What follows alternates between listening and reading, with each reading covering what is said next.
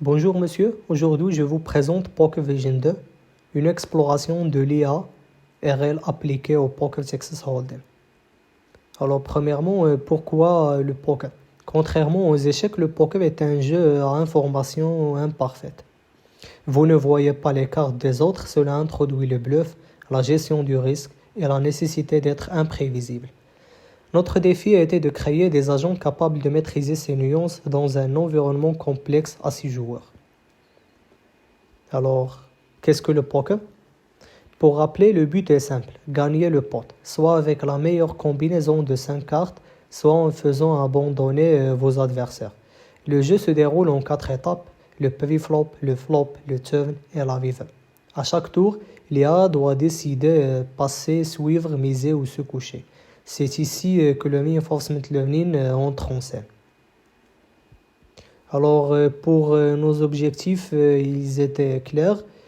Premièrement, implémenter 3 algorithmes majeurs, le DQN, NFSP et CFR, en utilisant le framework Evelkalt.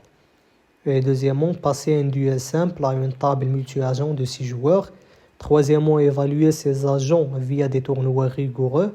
Et enfin, offrir une interface graphique pour permettre à un humain de tester la stratégie contre les machines.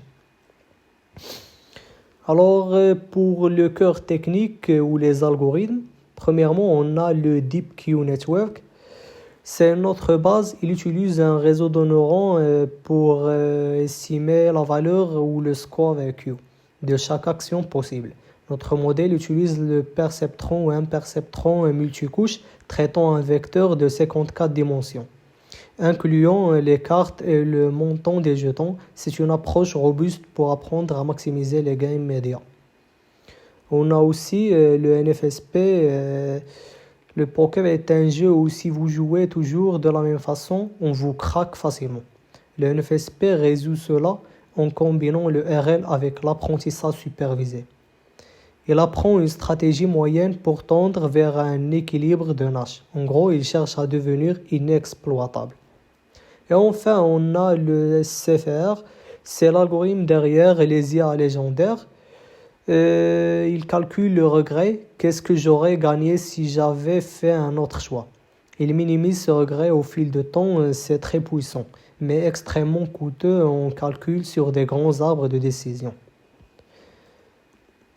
La grande force de Poker Vision 2 réside dans son paradigme d'entraînement. Plutôt que d'entraîner un agent contre un adversaire statique et prévisible, nous avons créé un environnement multi-agent. Pourquoi? Parce qu'au poker, l'environnement change tout le temps. Nos adversaires ou vos adversaires apprennent et s'adaptent à vous en temps réel. Et nos 6 agents apprennent simultanément, ce qui évite le surapprentissage et stimule la dynamique réelle d'une table de casino. Alors, en ce qui concerne l'architecture de notre système, on va aller au code. C'est ici notre code, premièrement. Pour la racine et l'entraînement.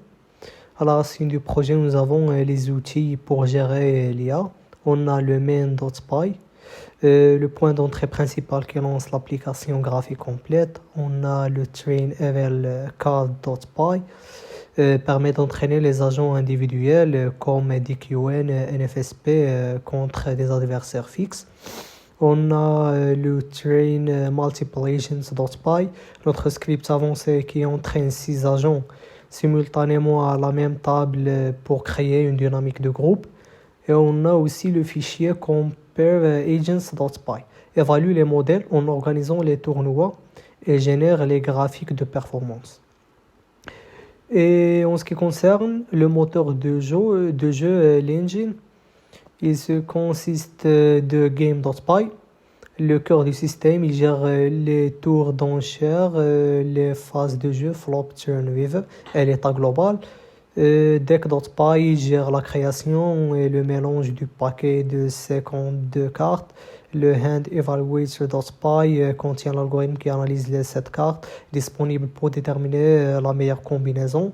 Pots.py gère la logique complexe des pots secondaires. Side pots, quand plusieurs joueurs font taper avec des montants différents. En ce qui concerne le UI et Players Folders, il se constitue de evalcard.py, evalcard.player.py, adapte les agents de la librairie evalcard pour qu'ils puissent interagir avec notre moteur de jeu personnalisé. HumanPlayer.py permet à un utilisateur humain de jouer via l'interface. MainWindow.py gère la fenêtre principale et la navigation entre les écrans. Setup Screen permet de configurer la partie, choisir le nombre de jetons et charger les modèles d'IA pour chaque siège. GameScreen.py c'est l'écran principal qui dessine la table verte, affiche le pot et orchestre la boucle de jeu visuel. Et enfin, on a CardWidgets.py qui gère l'affichage et l'animation de retournement des cartes. Enfin, on a un folder qui se constitue des plots et le folder des modèles qui se constitue des modèles comme le CFR, DQN, etc. Maintenant, on va faire un petit démo. Ici, c'est notre interface. Elle se constitue des 6 sets. Je vais choisir pour le premier set qu'il est un Human Player. Le deuxième, je peux choisir le Multi-NFSP. Et le troisième, le Multi-DQN agent. Ici, pour les Game Settings, il se constitue d'un Starting Chips. C'est le montant des jetons que chaque joueur va commencer avec. Il y en a aussi le Small Blind et le Big Blind. On va commencer notre jeu. Ici, je vais faire un call de $100. Le Multi-NFSP a fait un fold et le Multi-DQN a fait un check. Alors, je vais faire un check. Et lui aussi. Et j'ai gagné. On lance une autre partie. Je vais faire un call. Le Multi-NFSP a fait un check. Je vais faire aussi un check. Et aussi un check. Et lui aussi.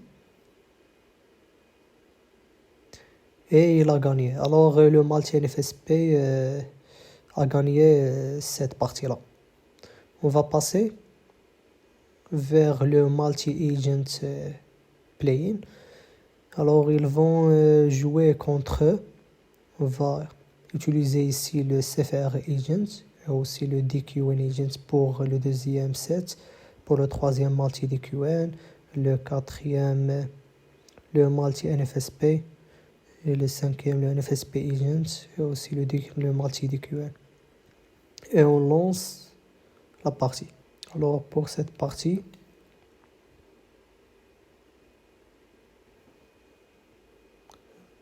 l'agent qui a gagné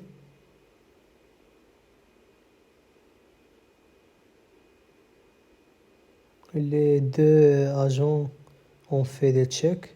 Enfin, le Multi-NFSP a gagné.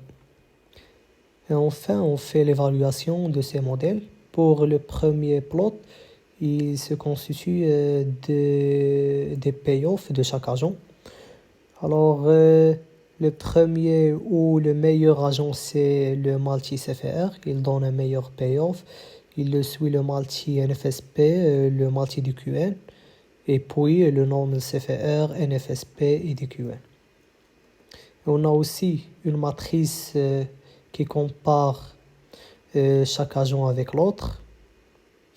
Il y en a une grande différence entre le random agent. C'est un agent qui fait ses actions d'une manière qui est random. Alors, il y en a une grande différence entre cet agent-là et les autres agents. Et comme on le voit, le Multi-CFR est le meilleur choix en ce qui concerne le poker. Pour conclure, ce projet montre la transition entre une IA qui calcule et une IA qui anticipe. Nous avons intégré ces modèles dans une application interactive. Vous pouvez y affronter nos agents et voir par vous-même comment le DQN mise de façon agressive ou comment le NFSP tente de vous piéger. Et comment le CFR met ou donne des résultats ou un payoff qui est meilleur. C'est tout. Merci, monsieur.